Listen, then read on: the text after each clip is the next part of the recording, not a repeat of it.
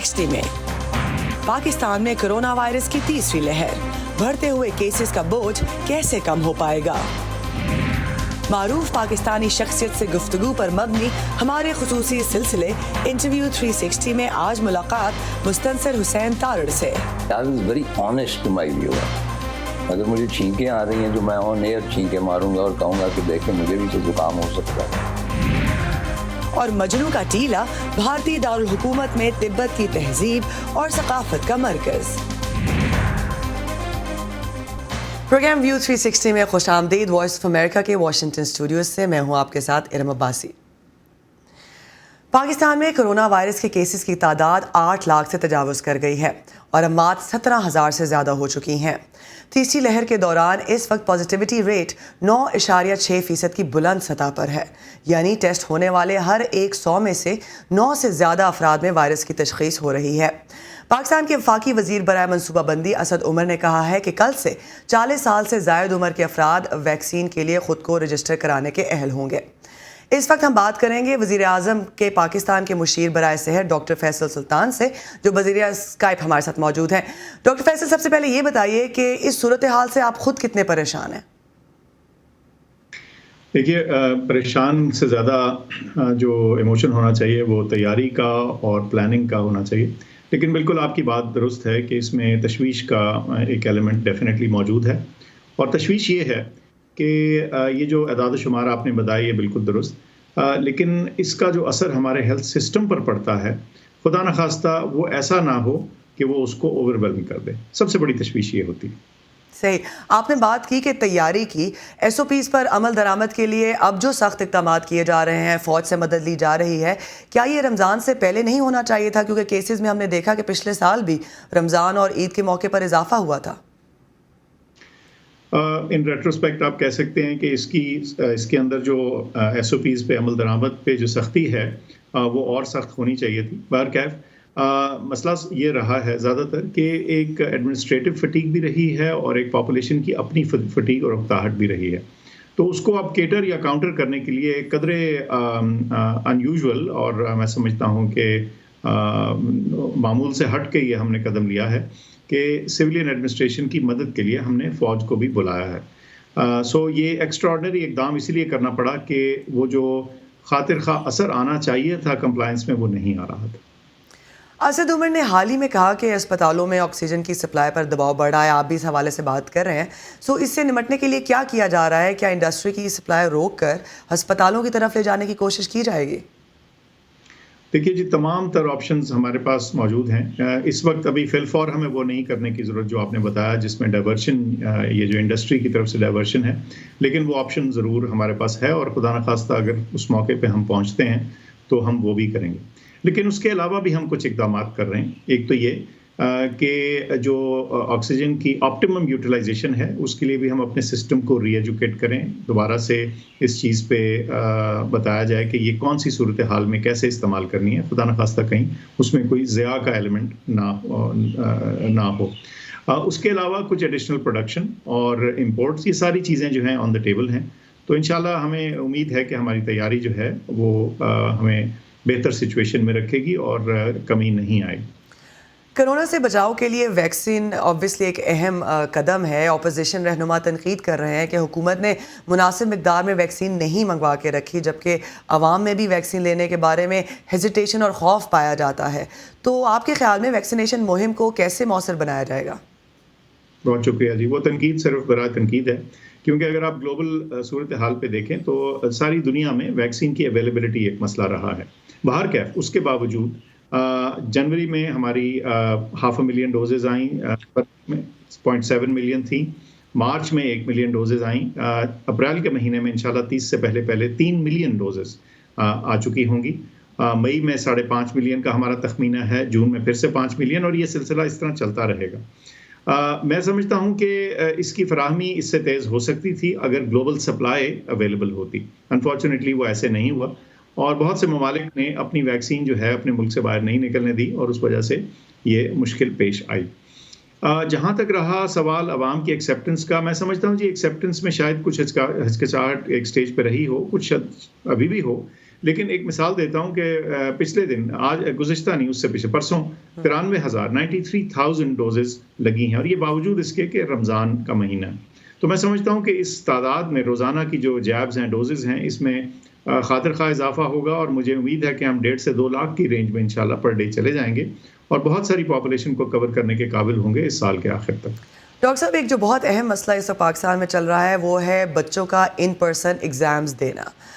اس پر اختلافات بھی چل رہے ہیں، حکومت کا اپنا بھی موقف ہے. آپ کے خیال میں کیا سیف ہے اس حالات میں، ان حالات میں، کہ بچے جو ہے ان پرسن جا کے ایگزام دیں؟ دیکھیے جی، ایگزامز بہت سی نوعیت کے ہوتے رہنے پڑیں گے. کچھ اسکولوں کے یہ جو او لیولز، اے لیولز، پھر آگے میٹرک، ایف ایس سی آئے گا، پروفیشنل ایگزامز ہیں، انٹرنس کے ایگزامز ہوتے ہیں. سو بہت سی نوعیت کے معاشرے کے معاملات کو چلاتے رہنے کے لیے یہ فیصلہ کرنا کہ ایگزامز کون سے ہوں گے، کون سے نہیں ہوں گے، یہ تو اس سیگمنٹ کی ذمہ داری ہے. مثال کے طور پہ ایجوکیشن منسٹری یا ہیلتھ یا انجینئرنگ کاؤنسل یا نرسنگ کاؤنسل اینڈ سو آن. لیکن ہمارا فرام اے ہیلتھ پرسپیکٹو تو ہماری گائیڈنس یہ ہوتی ہے کہ آپ نے رسک کو میٹیگیٹ یا ریڈیوس کیسے کرنا ہے. تو اس صورت میں جو ہماری گائیڈنس ہے، ماسک کا استعمال اور مناسب فاصلہ سیٹوں کے درمیان، اور جو ہال ہے اس کا ایک سرٹن سائز کی جو اس پہ لمٹ ہے، اگر ان ساری چیزوں کو فالو کیا جائے، خاص طور پہ ان ایڈیشن جو باہر یعنی ہال کے اندر جانے سے پہلے یا باہر نکلنے کے بعد جو اقدامات ہیں ان کے اوپر ایس او پی سے سختی سے عمل درآمد کرایا جائے تو انشاءاللہ کوئی سگنیفیکنٹ رسک نہیں ہونا چاہیے. ڈاکٹر فیصل، ابھی تو حکومت مکمل لاک ڈاؤن کرنے سے کتراتی نظر آتی ہے، اور آپ کے خیال میں کیسے حالات ہوں گے جب اگر لاک ڈاؤن کا فیصلہ کرنا پڑے گا؟ بہت شکریہ یہ سوال کے پوچھنے کا. وہ یہ کہ کسی بھی نیشنل ڈیسیجن میکنگ میں تمام آپشنز کو بروئے کار لایا جا سکتا ہے اور ٹیبل پر رکھا جاتا ہے. اسی لیے لاک ڈاؤن ٹیبل کے اوپر ہے، ایسی بات نہیں کہ وہ نہیں ہو سکتا. لیکن اس سے پہلے ہم چاہتے تھے کہ جو ہمارے موجودہ ایس او پیز ہیں یا جو اقدامات ہیں ان کو کم از کم مناسب طریقے سے اور عملی طریقے سے اڈاپٹ کیا جائے.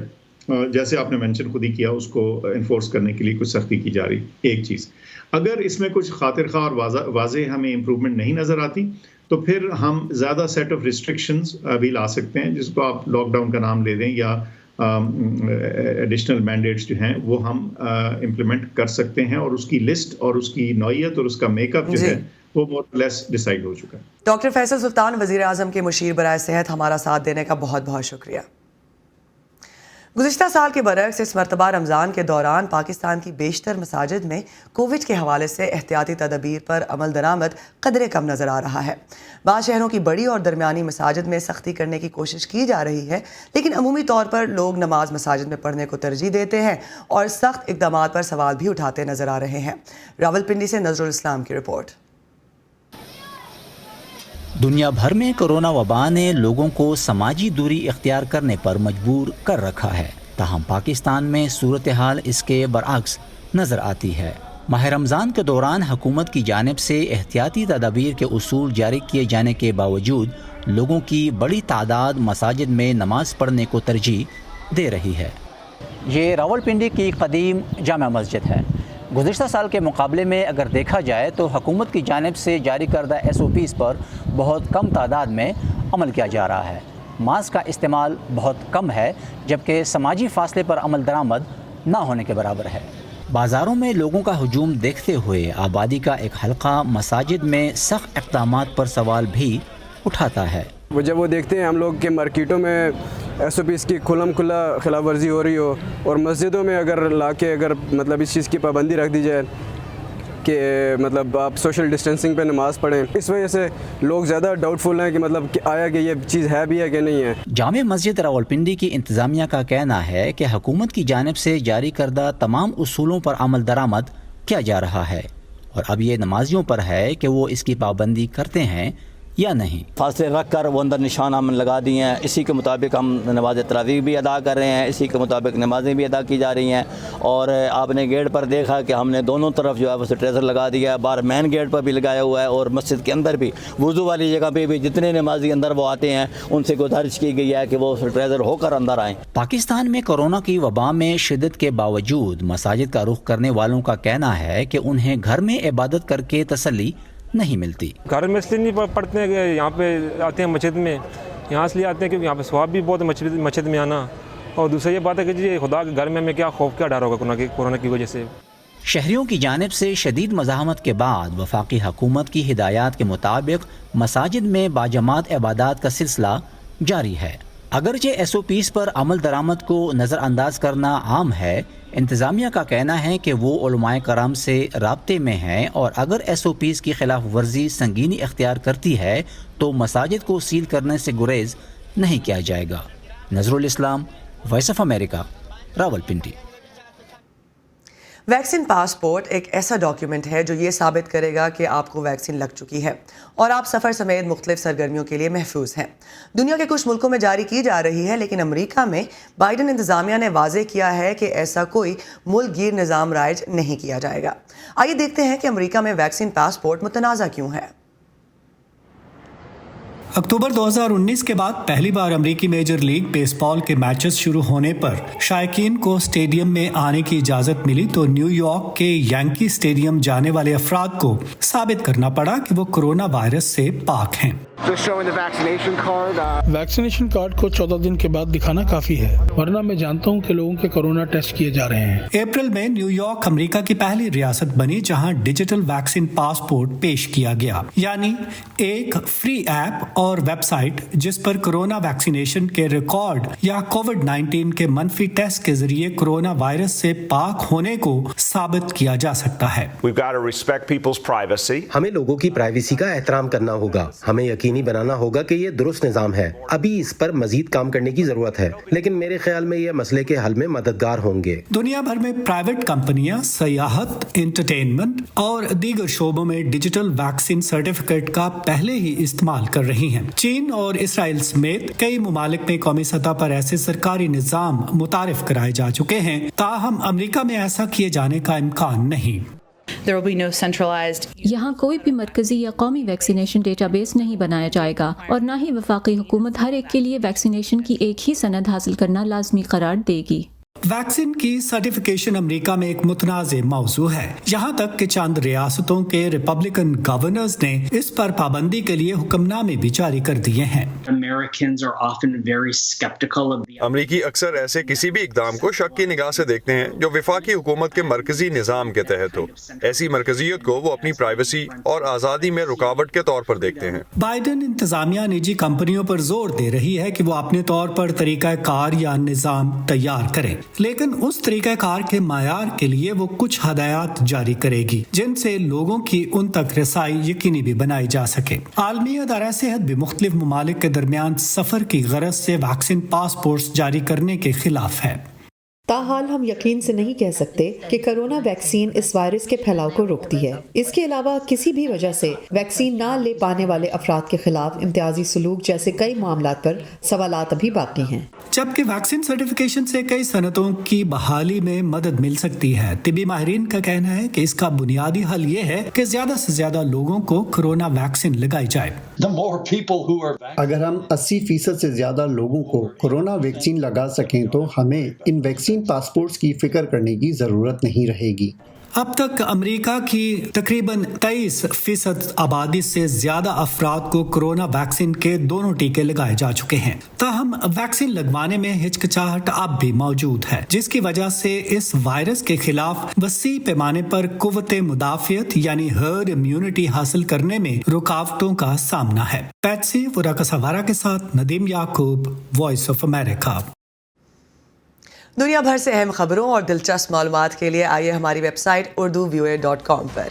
ये सारा कंटेंट आपको मिलेगा हमारे सोशल मीडिया प्लेटफॉर्म्स पर भी, तो आइए facebook.com/VOA उर्दू पर, ट्विटर पर हमारा हैंडल है @urduvoa।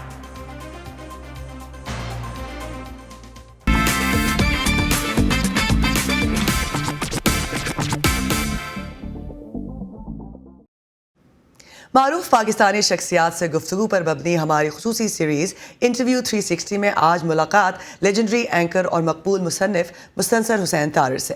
पाकिस्तान में मॉर्निंग ट्रांसमिशन की बुनियाद रखने से लेकर अपने सफ़रनामों के ज़रिए मुल्क के शुमाली इलाका जात से दुनिया को मुतारिफ कराने तक मुस्तनसर हुसैन तारड़ ने अपने तवील सफ़र में कामयाबी और शोहरत की वो बुलंदी पाई जिसका मुकाबला नहीं।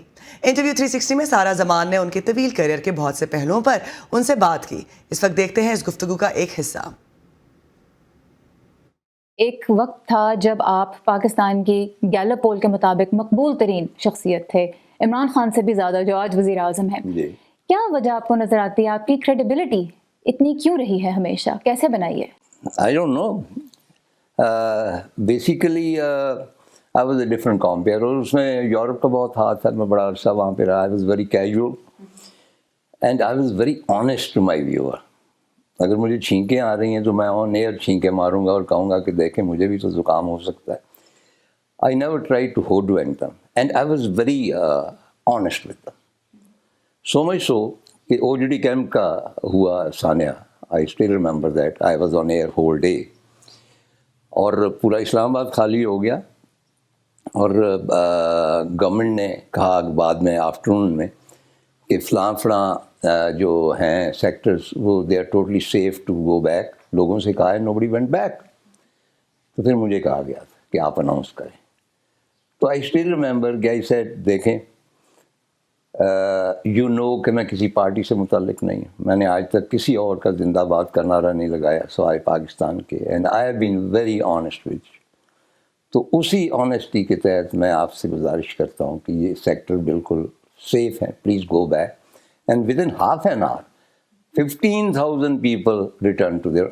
That is the credibility. If you are frank with your viewer, اگر آپ اس سے جھوٹ نہیں بولتے, اس کو ہوڈونگ نہیں کرتے, تو he would trust. وہ زمانہ آپ کے لیے کیسا تھا؟ کیونکہ آپ نے ضیاء الحق کا زمانہ بھی دیکھا, پھر آپ نے بے نظیر بھٹو کا بھی دیکھا, تو آمریت اور جمہوریت میں بھی کیا فرق دیکھا کام کے انداز میں؟ بیسیکلی اگر آپ میں انٹیلیجنس ہے تو آپ بدترین حالات میں بھی اپنا نقطہ نظر بیان کر سکتے ہیں. طریقہ ہوتا ہے, you don't have to be very open about it. تو یہ نہیں کہ وہاں پہ میں انقلاب لانا چاہتا تھا. آئی نیور لائک ضیاء الحق. میں بھی آپ کو پتا ہو کہ بھائی I almost refuse to do the transmission. بالکل یہی میں جاننا چاہتی تھی آپ سے. اینڈ آئی سیڈ کہ مطلب I don't have a soft spot for the gentleman. تو انہوں نے پھر بہرحال وہ مجھے, میں نے کہا جی آپ لکھ کے دے تو میں پڑھ جاؤں. اور پھر کچھ روز کے بعد آپ کو ایک اور پرچی دی گئی جس پہ لکھا گیا تھا کہ ان کو اب شہید کہہ کے بلانا ہے. تقریباً 2 روز کے. ٹھیک ہے. اور اس پہ بھی آپ نے پبلک کے سامنے بول دیا کہ یہ چٹ مجھے آئی اور مجھے کہا جا رہا ہے. اور پھر جو لغاری صاحب والا بھی واقعہ ہے کہ بے نظیر بھٹو صاحبہ کا دور تھا, آپ نے لغاری صاحب کو جو صدر تھے شو پہ مدعو کیا, اور چونکہ بے نظیر صاحبہ اور لغاری صاحب کے آپس میں چپکلش چل رہی تھی, اس کا خمیازہ آپ کو بھگتنا بھی پڑا. نہیں, ناٹ ریئلی خمیازہ. ایکچولی یہ دونوں کی لڑائی تھی. اس میں مینڈک صاحب کچلا جاتا تھا نا, تو I can't do anything about it. مطلب لغاری صاحب نے خود مجھے طلب فرمایا وداؤٹ انفارمنگ اینی باڈی, اور ان کے ملٹری سیکٹری نے پہلے سے ایک درخواست تھی کہ یہ آپ نے درخواست دینی ہے, ان کو انوائٹ کرنا morning transmission. No I can't refuse.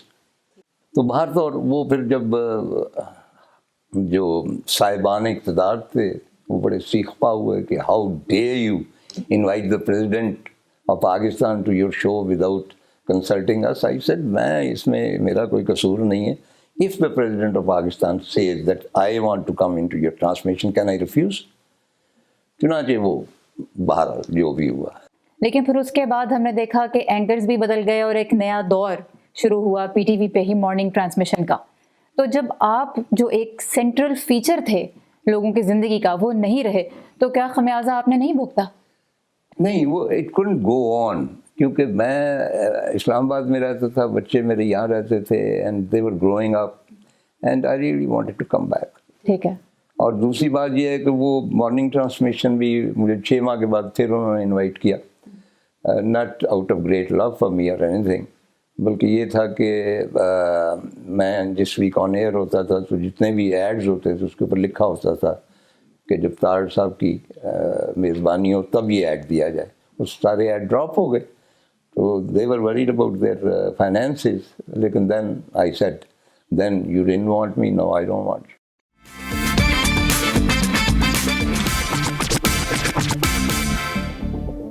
یہ تو تھی طارڑ صاحب کے ٹی وی کیریئر کی کچھ دلچسپ یادیں. مکمل انٹرویو 360 ہمارے فیس بک پیج اور یوٹیوب چینل پر پوسٹ ہو چکا ہے، جس میں آپ جان سکیں گے کہ مستنصر حسین طارڑ مقبول مصنف ہونے کے باوجود ادیبوں کو دوست کیوں نہیں بناتے، خود کو محب الوطن کیوں نہیں کہتے اور پرائڈ آف پرفارمنس کو اپنی بڑی کامیابی کیوں نہیں سمجھتے. گفتگو ضرور دیکھیے گا، آپ لطف اندوز ہوئے بغیر نہیں رہ سکیں گے. امریکہ جو ملک ہے خوابوں کا، اپنے خوابوں کو حقیقت بنانے والوں کا، اپنی ایجاد سے دنیا بدلنے والوں کا،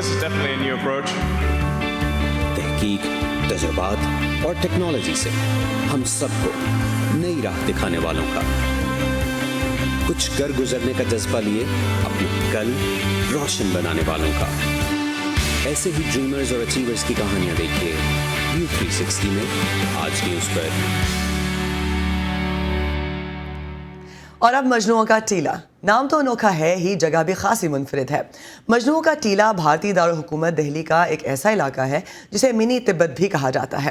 آئیے دیکھتے ہیں کہ یہ جگہ تبتوں کا مرکز کیسے بنی اور اس کا نام مجنوؤں کا ٹیلا کیوں ہے.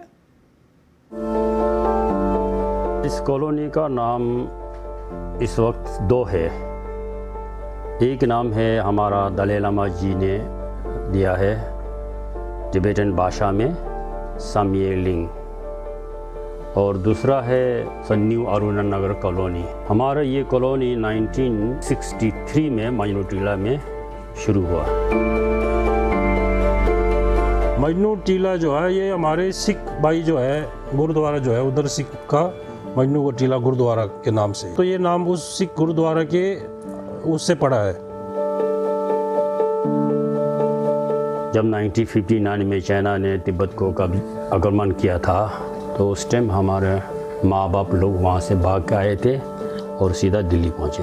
یہاں شفٹ ہونے کے بعد سر لائف تو بہت کٹھنائی ہوا.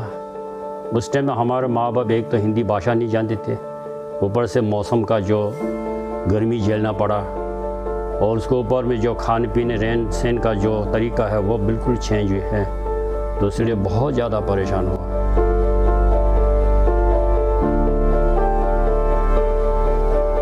پہلے جو تھا ادھر تو مطلب یہ پلاسٹک کے بمبو کے گھر ہوتے تھے زیادہ تر، تو اس میں مطلب لوگوں نے محنت کرا، پیسہ جمع کرا، دھیرے دھیرے مارکیٹ بنا یہ. تو اب مطلب ہمارے کلچر کا جو مطلب جو بھی سامان چاہیے یہاں پہ سب اویلیبل ہے.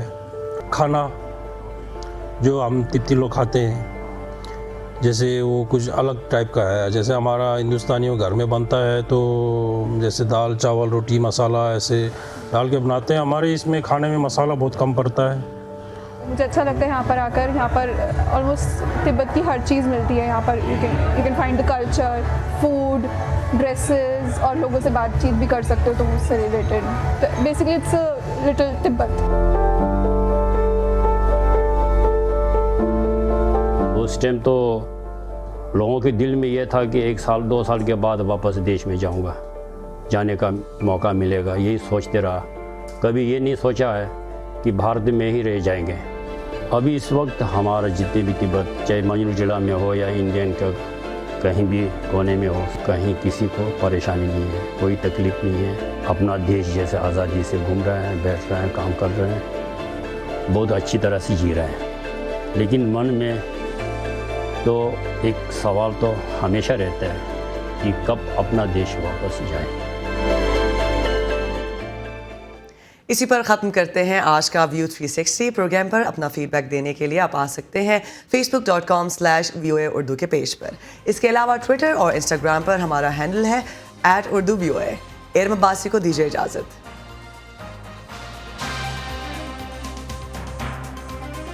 تازہ ترین خبریں، اہم واقعات، آڈیو ویڈیو رپورٹس اور تجزیے دیکھیں، سنیں اور پڑھیں VOA اردو کی اسمارٹ فون ایپ پر.